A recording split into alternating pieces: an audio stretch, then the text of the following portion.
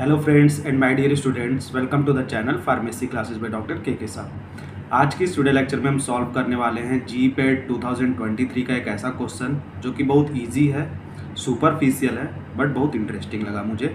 So let's move for it.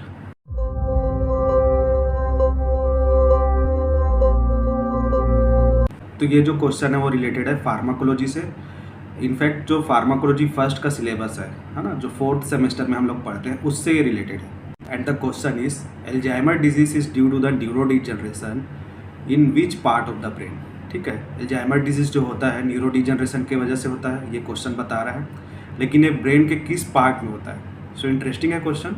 Option देख लेते हैं। Option A hypothalamus, B mid brain, C hippocampus and D cerebellum. बहुत लोग तो आप लोग में से इसका आंसर जानते होंगे, बहुत सिंपल क्वेश्चन है। ठीक है, so right answer for this question is option C hippocampus.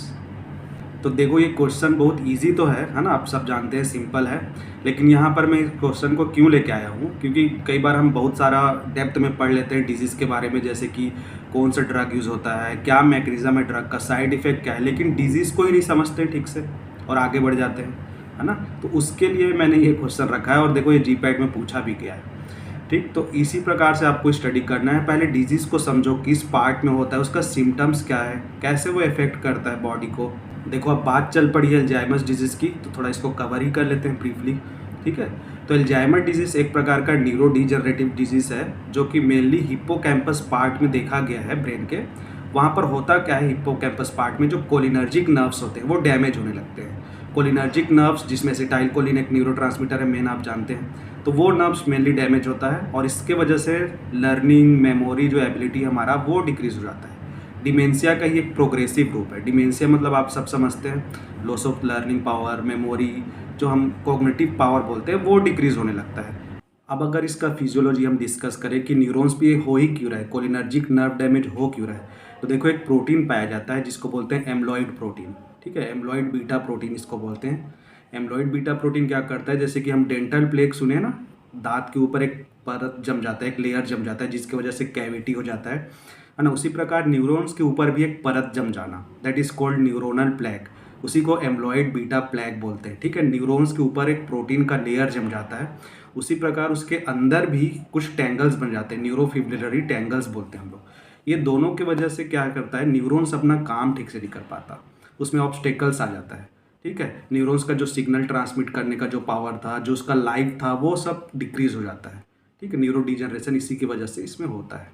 अब अगर अल्जाइमर डिजीज़ का ट्रीटमेंट एस्पेक्ट को देखें हम, तो हमको कुछ ऐसा ड्रग देना पड़ेगा जो एसिटाइलकोलिन का सिक्रीशन को बढ़ाए, उसका कंसंट्रेशन को बढ़ाए वहाँ पर। ठीक है, तो इसके लिए हम एंटीकोलिनिस्ट्रेस ड्रग देंगे जो कि एसिटाइलकोलिन को तोड़ने का काम करता है। जो एंजाइम एसिटाइलकोलिनिस्ट्रेस, उस एंजाइम को रोकता है। ठीक है, तो उसको हम बोलते हैं एंटीकोलिनिस्ट्रेस ड्रग। लेकिन ये ड्रग ऐसे होना चाहिए जो कि ब्लड ब्रेन बैरियर को क्रॉस कर पाए, तभी तो ब्रेन तक जाएगा और हिप्पोकैम्पस में जाके ये सब ट्रीट करेगा। ठीक है, और भी कुछ सिंथेटिक ड्रग है हमारे पास, जैसे कि टेक्रीन, रिवास्टिगमीन, गैलेंटामीन, डोनेपेजिल, ये सब भी ड्रग है। ये जीपैट में पूछा भी जा चुका है एक बार, मुझे ईयर याद नहीं आ रहा है, लेकिन अल्जाइमर से ये पूछा गया था कि कौन सा ड्रग यूज़ होता है। ठीक है, सो देखो दोबारा ये पूछा जा रहा है अल्जाइमर्स के लिए, तो ये हॉट टॉपिक है अल्जाइमर्स, है ना। इसमें से जो मैं पहला ड्रग बोला टेक्रीन, वो एक पहला ड्रग था जो इन्वेंट किया गया था अल्जाइमर्स डिजीज़ के लिए, लेकिन अभी इसको यूज़ नहीं किया जाता। क्यों नहीं किया जाता, क्योंकि इसका हेपेटोटॉक्सिसिटी बहुत ज़्यादा है और इसका फ्रिक्वेंट डोज हमको देना पड़ता है, दिन में 4 बार इसको लेने की ज़रूरत है। तो अदर जो ड्रग है रिवास्टिगमीन, गैलेंटामीन, डोनेपेजिल, ये अभी सक्सेसफुल ड्रग है इस कैटेगरी में। ये सारे ड्रग जो है वो एसिटाइलकोलिन स्ट्रेस एंजाइम है, उसको ब्लॉक करके अपना काम करते हैं। ठीक है, तो इसीलिए एक प्रकार का ये एंटीकोलिन स्ट्रेस कैटेगरी के ड्रग हैं, जो चारों ड्रग हैं। अब इसके साथ साथ एक और न्यूअर कैटेगरी का ड्रग है जो है एसिटाइल एल कार्निटीन। क्या है, एसिटाइल एल कार्निटीन। ये इकलौता एक ऐसा ड्रग है जो कि एसिटाइलकोलिन के जैसे स्ट्रक्चरल सिमिलैरिटी रखता है। ठीक है, मतलब उसी के जैसे स्ट्रक्चरल एनालॉग है ये, जो कि कोलिनर्जिक नर्व ट्रांसमिशन को बढ़ाएगा, उसको सपोर्ट करेगा। इसके साथ साथ ये एंटीऑक्सीडेंट प्रॉपर्टी भी रखता है। अब अगर मैं लेटेस्ट ड्रग बोलूँ जिसको यूएस एफडीए ने अप्रूवल दिया है for treating the Alzheimer's disease, is known as memantine, जो कि एक प्रकार का एनएमडीए रिसेप्टर एंटागोनिस्ट है। ठीक है, मेमांटिन एक न्यूअर ड्रग है, ये भी आ सकता है क्वेश्चन। ठीक है, याद रखिएगा आप लोग, जो कि यूएस एफडीए द्वारा अप्रूवल इसको मिल गया है for the treatment of Alzheimer's disease. तो ये तो हो गया एल्जाइमर्स डिजीज़ से रिलेटेड सारे फैक्ट कवर हम लोग कर लिए हैं बेसिकली, जो कि कहीं से भी क्वेश्चन बन सकता है, देखो, है ना। अब इसी प्रकार और भी न्यूरोलॉजिकल डिसऑर्डर है जो कि हॉट टॉपिक है ना, जहाँ से क्वेश्चन आ सकता है जीपैट पे, जैसे कि Parkinson's disease, Huntington's disease, prions disease, spinocerebellar ataxia जो कि सेरिबेलम को अटैक करता है, ठीक है। अब ये सब चीज़ों का मैंने एक टेबुलर फॉर्म में देखो यहाँ पर डिस्कस किया है, यहाँ पर सो किया, इसका आप चाहे तो स्क्रीनशॉट ले सकते हैं, ठीक है, जो कि एग्जाम पॉइंट ऑफ व्यू से इंपॉर्टेंट है। ब्रेन के कौन से पार्ट को इफेक्ट करता है और इससे क्या साइन एंड सिम्टम्स है, ठीक है। और अगर इसको आगे बढ़ें तो हम लोग देख सकते हैं यहाँ पर motor neuron disease, spinal muscular atrophy, Creutzfeldt Jakob disease जिसको CJD बोलते हैं, ठीक है, स्पाइनल मस्कुलर एट्रोफी SMA, जो कि एक बहुत रेयरेस्ट डिजीज़ है ना। अक्सर आपने कोई सेलिब्रिटी को देखा होगा इसके लिए कैंपेन करते हुए, ठीक है, SMA के लिए, क्राउड फंडिंग के लिए। तो ये भी एक, है ना, न्यूरोलॉजिकल डिजीज़ है जिसको आपको पता रहना चाहिए।